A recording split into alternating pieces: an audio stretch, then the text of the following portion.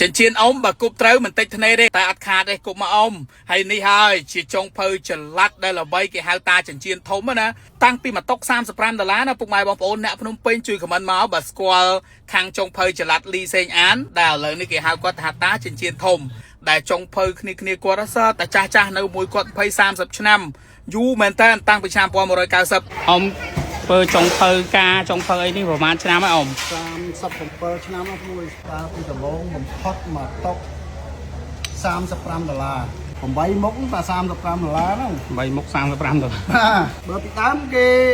ហៅថាខ្ញុំលីសេងអានអញ្ចឹងទេចាឥឡូវ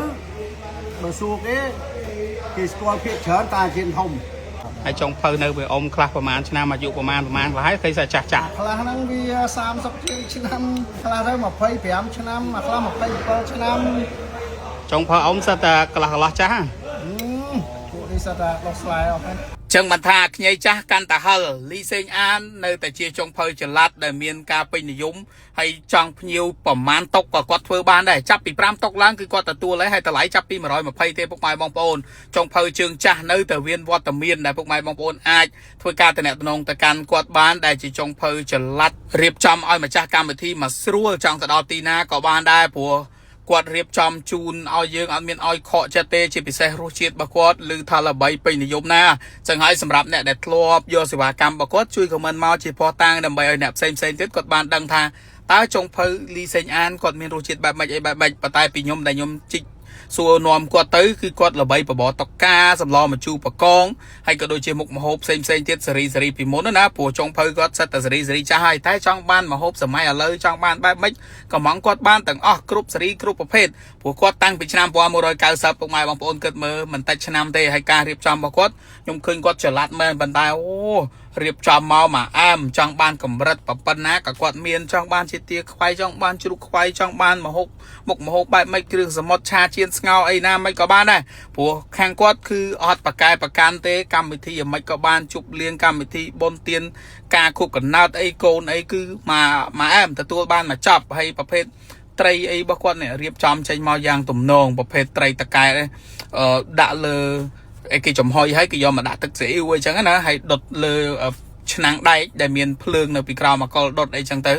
ដាក់ក្នុងតុកម្មវិធីទៅរៀងលើកមុខលើកមាត់ចាស់កម្មវិធីចឹងណាអញ្ចឹងសម្រាប់គាត់គឺគាត់ផ្ដោតលើភ្ញៀវដែលថាកម្រិតមធ្យមអីគឺអាចមករកគាត់បានមិនមែនថាតើតែលំដាប់ហៃថ្លៃខ្លាំងអីទេចង់កំងបែបសឡម្ជូរសាមញ្ញម្ជូរក្រាក់ម្ជូរអីឬក៏ថានេះប្រភេទរបៀបខ្មែរគឺអន្សមបំពងគាត់ឃើញវិធីគាត់បំពងគឺដឹងហើយថាទឹកដៃជើងចាស់មិនធម្មតាមិនមែនយកមកចាក់ទាំងថាសយកហ្មងណាគឺគាត់បំពងម្ដងមកគ្រាប់ដើម្បីកុំឲ្យស្អិតកុំឲ្យជាប់កុំឲ្យខូចរូបរាងអញ្ចឹងមិនលំទេហើយគាត់មានទឹកសោះមានទឹកអីវិធីធ្វើរបស់គាត់ហើយខ្ញុំឲ្យលោកពូគាត់លោកអ៊ំគាត់បង្ហាញនេះជាទូទៅគឺចុងភៅគាត់អ្នកធ្វើទេមានពាក់សក់មានម៉ាស់អីចឹងណាគាត់ថាខ្ញុំចង់បង្ហាញដើម្បីឲ្យអ្នកដែលគេស្គាល់គាត់បានមើលទៅបានដឹងថាខាងលោកអ៊ំជាជើងចាស់ឈ្មោះលោកអ៊ំលីសេងអានដែលគាត់គេហៅគាត់ហ្នឹងថាតាចិញ្ចៀនធំអីចឹងណាដើម្បីជាការផ្ដល់ទំនុកចិត្តថាជើងចាស់នៅតែឈរជើងបានខ្ញីចាស់កាន់តែហិលចង់រៀបចំប្រមាណតុកកម្មវិធីភ្ញៀវមុខមាត់កម្រិតប៉ុណ្ណាក៏គាត់ធ្វើបានដែរដូចជាក់ស្ដែងនេះគាត់មកធ្វើនៅក្នុងកម្មវិធីរបស់គេនេះគឺធំមែនតើតុកមើលទៅផលិតភាពខ្លាំងគាត់ក៏មានទទួលរៀបចំមានខាងតុកមានខាងអីគឺគាត់មានទាំងអស់និយាយទៅគឺមកចាប់មកកន្លែងគាត់អាចតំណងសួរព័ត៌មានគាត់មានប្រឹក្សាយោបល់អីចឹងទៅ free អត់មានអីគិតលុយអស់លុយអីទេហើយគាត់មានមុខម្ហូបគ្រឿងក្លែមដូចតែឃើញអញ្ចឹងពុកម៉ែបងប្អូនមុខម្ហូបគ្រឿងក្លែមមានមុខម្ហូបអីផ្សេងដូចតែកម្មវិធីការផ្សេងគ្រាន់តែថាគាត់ជាកម្មវិធីជាចុងភៅចល័តដែលថាជើងចាស់ណាពេលដែលគាត់តាក់ទងមកខ្ញុំសួរខ្ញុំស្ដាប់នាំគាត់ទៅគឺថាគាត់ជាជើងចាស់ពិតប្រាកដមែនដែលលោកអ៊ំគឺគាត់ធ្វើតាំងពីឆ្នាំ1990មិនតិចទេជើងចាស់មែនហើយមិនចាស់តែគាត់ទេមិនចាស់តែអ៊ំមួយចុងភៅដែលធ្វើមួយគាត់ទាំងអស់សិតតែជើងចាស់ទាំងអស់ហើយមុខម្ហូបគាត់នេះអូយតំណងការរៀបចំរបស់គាត់ចេញមក